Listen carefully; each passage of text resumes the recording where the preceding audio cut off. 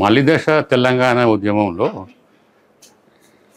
Run-up to formation of తెలంగాణలో ప్రజల్లో చాలా ఆస్పిరేషన్స్ పెరిగిపోయినాయి. వాళ్ళు వాళ్ళు దీంతో మా జీవితాలే మారిపోతాయి అన్న ఫీలింగ్స్ వచ్చినాయి చాలా దగ్గర. ముఖ్యంగా అట్టడుగు జనాలు వాళ్ళు మన ఏదో మారిపోతుంది, మన జాతకమే మారిపోతుంది, మన బ్రతికే మారిపోతుంది అన్న ఆలోచనలు వచ్చినారు. అది ఎందుకు వచ్చినారో తెలియదు. అది లీడర్సు ఏమన్నా ఇండైరెక్ట్గా చెప్తున్నారో, లేకపోతే ఎట్లా ఉందంటే అసలు హైదరాబాద్ నుంచి ఆంధ్ర వాళ్ళందరూ వెళ్ళిపోతారు, మనకు ఇల్లు మిగిలిపోతాయి అన్న లెవెల్కి వచ్చి ఒక దగ్గర కొందరు ఫీల్ అయినారు. అట్లా ఒక ఆమె చెప్తుంది, ఒక పని ఆమె వచ్చి మీరు వెళ్ళిపోతే మాకు ఇస్తారా మేడం అని అడిగిందంట. ఏది అంటే మేమెక్కడ పోతామని అంట. అటువంటి ఫీలింగ్స్ కూడా వచ్చినాయి. అంటే కొంచెము తెలంగాణ వస్తే చాలా మార్పులు వస్తాయి, జీవితం మారిపోతుంది, ఆశలు ఆకాంక్షలు ఎక్కువైపోయినాయి జనంలో. అది కొంచెం తప్పుదారి పట్టినట్టున్నాయి. కానీ ఆత్మగౌరవం, తెలంగాణ మన వనరులు మనం చేసుకోవాలా, ఇవన్నీ వచ్చిన ఉద్యమం వెనుక నుంచి వచ్చింది. ఈ వారు కేసీఆర్ ప్రామిస్ చేసినవి ఎవరు, కేసీఆరే కాదు ఇప్పటివరకు ఏ పొలిటికల్ పార్టీ ప్రామిస్ చేసినవి వాళ్ళ మేనిఫెస్టోలో చెప్పినవి అన్నీ ఇంప్లిమెంట్ చేయలేదు ఇప్పటివరకు.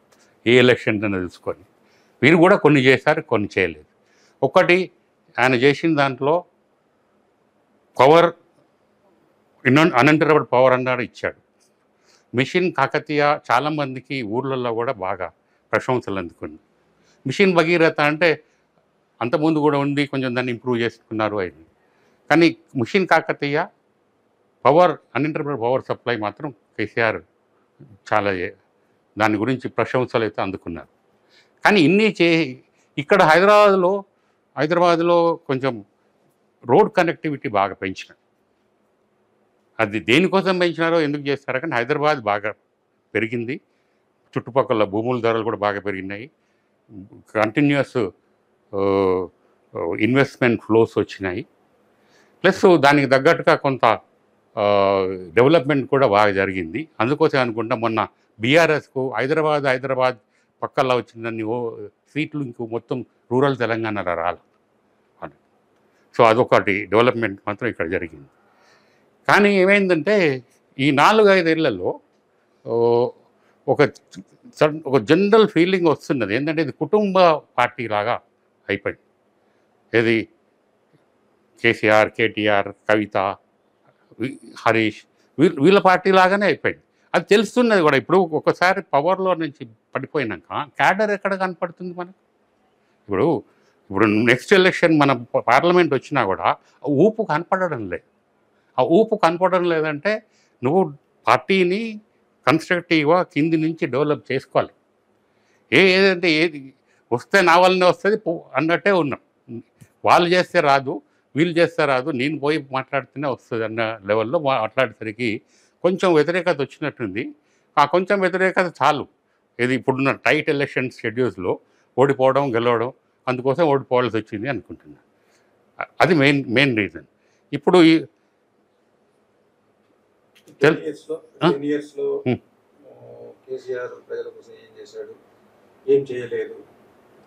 ఇప్పుడు ఒకటేమో ఈ 10 yearsలో ఒకటి ప్రైమరీ ఎడ్యుకేషన్ దెబ్బతిందని చాలామంది చెప్తున్నారు. మెడికల్ ఎడ్యుకేషన్లో కొన్ని కాలేజీలు పెంచినారు మెడికల్ ఎడ్యుకేషన్, కానీ ముఖ్యంగా ఎడ్యుకేషన్ సెక్టర్లో ఆయన అంత ఫోకస్ చేసినట్టు కనపడదు. నెంబర్ టూ ఈవెన్ హెల్త్ సెక్టర్లో కూడా నీకు ఆయన పెద్దగా చేసింది ఏమి కనపడడం లేదు గ్రౌండ్ లెవెల్. అంతకుముందు ఉన్న జిల్లా ఆసుపత్రులు కొంచెం ఇంప్రూవ్ చేసినారేమో, లేకపోతే అక్కడక్కడ కొత్త హాస్పిటల్ పెట్టినామో, కానీ ఇక సమగ్రమైన లేకపోతే సిగ్నిఫికెంట్ చేంజ్ కనపడతలేదు. అది ఆ రెండు సెక్టర్స్లో మాత్రం. అగ్రికల్చర్లో ఇప్పుడు కాళేశ్వరం వచ్చింది, ఆయకట్టు ఏరియాస్ పెరిగింది కాబట్టి ప్రొడక్షన్ పెరిగింది నిజమే. కానీ కాస్ట్ ఆఫ్ ప్రొడక్షన్ ఎట్లుంది? ఇప్పుడు రైతు బంధు ఉంది, రైతు బంధులో మీకు వ్యవసాయం చేసినా చేయకుండా నీకు డబ్బులు వస్తున్నాయి. దాని మీద సైంటిఫిక్‌గా ఎవరు అసలు పని చేసినోనికి రిజర్వింగ్ పర్పస్‌గా ఇవ్వాలా అనేది ఏమి లేదు. మన మీద పట్టా భూమి మన పేరు మీద ఉంటే చాలు మీ బ్యాంక్‌లో వచ్చి పడుతుంది. నేను ఉద్యోగం చేసినా అంతే, ఎవరైనా అసలు పడవ పెట్టినా అంతే, ఏదైనా అంతే. అదొకటేందంటే ఈ ఒక్కొక్కసారి ఏమైతదంటే ఊర్లల్లో 2 ఎకరాలు, 3 ఎకరాలు, 5 ఎకరాలోళ్ళే 90% మంది ఉంటారు. ఒక 1% 2% మంది 50 ఎకరాల్లోనే ఉంటాడు. వ్యవసాయం చేయడు. వాళ్ళకి డబ్బులొస్తున్నాయి, వీళ్ళకు ఇన్ని డబ్బులొస్తున్నాయి, చేంజ్ చేయకుండా ఇంట్లో కూర్చున్నదనేది ఫీలింగ్ కూడా వచ్చింది కొందరికి. అట్లా. అటువంటి ఫీలింగ్స్ కూడా ఉన్నాయి. అది. అది అన్యాయం కదా అని అనుకుంటోళ్ళు కూడా ఉన్నారు. అది కూడా వన్ ఆఫ్ ది ఫ్యాక్టర్స్ కావచ్చు మనకు. ఎందుకంటే మనసులో ఉంది ఈ ఒక్కోసారి ఓటు రూపంలో బయట పడవచ్చు. మనం అంటాము కానీ డబ్బులతోటే గెలుస్తారని చాలామంది గెలిచేవారు. అసలు తెలంగాణ రాష్ట్ర అప్పుడు గెలవకపోయేవారు. అప్పుడు డబ్బులు టీఆర్ఎస్ కంటే కాంగ్రెస్‌కే ఎక్కువున్నాయి కదా అందరికి. అందుకోసం ప్రజలు ఎప్పుడో అప్పుడు ఎలక్షన్స్‌లోనో ఎక్కడో వాళ్ళ ఫీలింగ్స్ మాత్రం ఎక్స్‌ప్రెస్ చేస్తున్నారు. ఇంకొకటి స్టూడెంట్స్ అప్పుడు కొంచెం ఉద్యమంలో చాలా యాక్టివ్‌గా పార్టిసిపేట్ చేస్తున్నారు. కానీ ఈ తర్వాత స్టూడెంట్స్ ఈ టీఆర్ఎస్ అంటే పెద్ద ఇష్టంగా లేరు, లేకపోతే వాళ్ళ వెంబడి లేరు. అప్పుడెవరో కొందరిద్దరు 3 లీడర్‌లను కొంచెం ఇప్పుడు పొజిషన్స్ ఇచ్చినారేమో కానీ, తర్వాత ఇప్పుడు ఉస్మానియా కానీ, ఇక్కడ కానీ టీఆర్ఎస్ అంటే వ్యతిరేకత వచ్చింది వాళ్ళకి. ఎందుకంటే ఏది నీళ్ళు నియామకాల దగ్గర నియామకాలు ఎక్కువ ఎక్కడ ఉన్నాయి మనకు? ఈ 10 ఏళ్లలో నియామకాల దగ్గర దెబ్బతిన్నాం. ఈ ఈవెన్ పబ్లిక్ సర్వీస్ కమిషన్ లాస్ట్‌లో మళ్ళా స్కామ్స్ అయినాయి, మళ్ళా పోయింది, మళ్ళా వేయాల్సొచ్చింది, మళ్ళా రాయాల్సొచ్చింది. ఇవన్నీ అంతర్లీనంగా ప్రజల్లో ఉంటుంది. సో, కొన్ని అటువంటి వాటిలలో ఫెయిల్ అయినట్టే గవర్నమెంట్. అన్నిటికంటే ఎక్కువేందంటే యాక్సెసిబిలిటీ లేదు. ఇప్పుడు ఫస్ట్ యానివర్సరీ ఆఫ్ తెలంగాణ అప్పుడు నేను ఇంటర్వ్యూ అడిగితే ఇచ్చినాడు. అప్పటి తర్వాత ఇవ్వలే ఇంకా ఇంటర్వ్యూసే లేవు. మన లేకపోతే జనవరి 2కు రన్అప్కు అందరు ఇంటర్వ్యూలు అడిగారు, ఇచ్చేవారు. ఇంటర్వ్యూసే లేవు, ఇంటరాక్షన్ లేదు. తను చెప్పదలుచుకున్నది చెప్తాడు కానీ ఎక్కువ ఇంటరాక్షన్ లేదు.